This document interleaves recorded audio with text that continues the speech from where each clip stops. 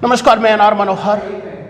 हाल ही में राजस्थान में सत्ता परिवर्तन हुई और भाजपा की सरकार बनी और सबसे दिलचस्प बात यह हुई कांग्रेस और बीजेपी में दोनों में जीत के लिए लगातार प्रयास किए जा रहे थे। जब सरकार किसी राजनीतिक पार्टी की बने और उसी पार्टी का अगर विधायक पद का दावेदार चुनाव हार जाए तो पूरे पार्टी की रणनीति प्रचार समिति पर एक सवाल खड़ा होता है। राजस्थान में ऐसे ही हुआ।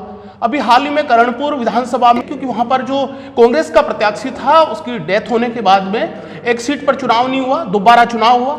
आज रिजल्ट आए और रिजल्ट चौंकाने वाले। वहां से सत्ता पक्ष का मंत्री है वो चुनाव हार गया।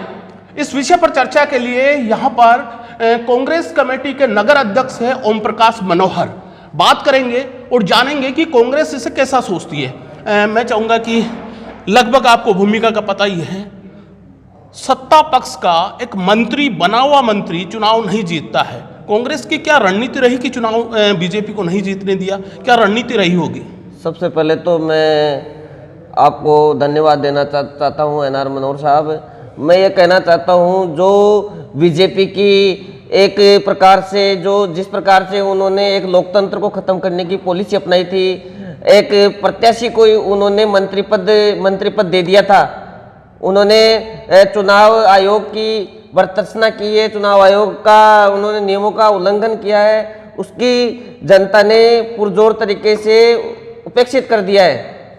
जनता ने उनको ये बता दिया है कि आप भले मंत्री बना सकते हो, भले ही आप कुछ भी अपना पर्ची वाला सिस्टम, पर्ची से भजनलाल जी को मुख्यमंत्री बना सकते हो, लेकिन जनता ये स्वीकार नहीं करती। जनता बीजेपी की भावनाओं को समझ गई है और जिस प्रकार से उन्होंने 1.5 महीने का पराक्रम चलाया, उन्होंने पॉलिसियां नाम बदले हैं। जो गहलोत सरकार की योजनाएं थी। मुझे ये समझाइए कि अभी जो प्रत्याशी, बीजेपी प्रत्याशी को अगर सरकार में मंत्री बना दिया है, आप लोग आचार संहिता की उल्लंघन को लेकर आप चुनाव आयोग भी गए थे।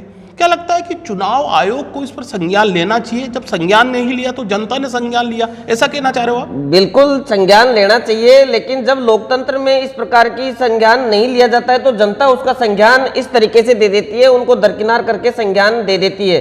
जनता उनको दरकिनार कर देती है कि आप चाहे जो मर्जी कर लो, लेकिन हम इनको स्वीकार नहीं करते हैं। इस प्रकार की अक्षरमिता। आपके अब आंकड़ा बढ़ गया, एक सीट बढ़ गई तो पूरे 70 जो कांग्रेस की है। क्या लगता है लोकसभा में क्या इशारा हो रहा है इस लोकसभा में हम पूरी फुल फ्लैश से जाएंगे और लोकसभा की खैर 2 बार हमारे से जो भी हमारी जो रणनीतियां थी उसमें हम बिल्कुल बराबर कामयाब होंगे। हमारी जो सीटें आज भी खड़गे साहब ने कॉन्फ्रेंस की है और खड़गे साहब ने बताई है कि भाई ये 10-12 सीटों पे हम बिल्कुल लाभ की स्थिति में। करणपुर चुनाव का श्रेय क्या सचिन पायलट की वहां की सभा में प्रचार करना उसे दोगे, यहाँ के प्रभारी है गेदर है उसे दोगे, या पूरे कांग्रेस के स्वीप, क्या किसे दे सकते हो?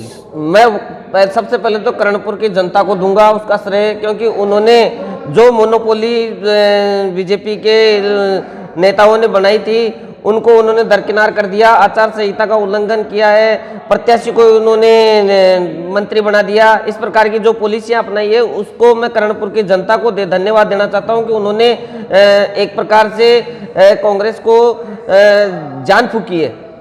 बहुत बहुत धन्यवाद। ये थे ओम प्रकाश मनोहर, जो नगर कांग्रेस कमेटी किशनगढ़ रेनवाल के अभी नगर अध्यक्ष है।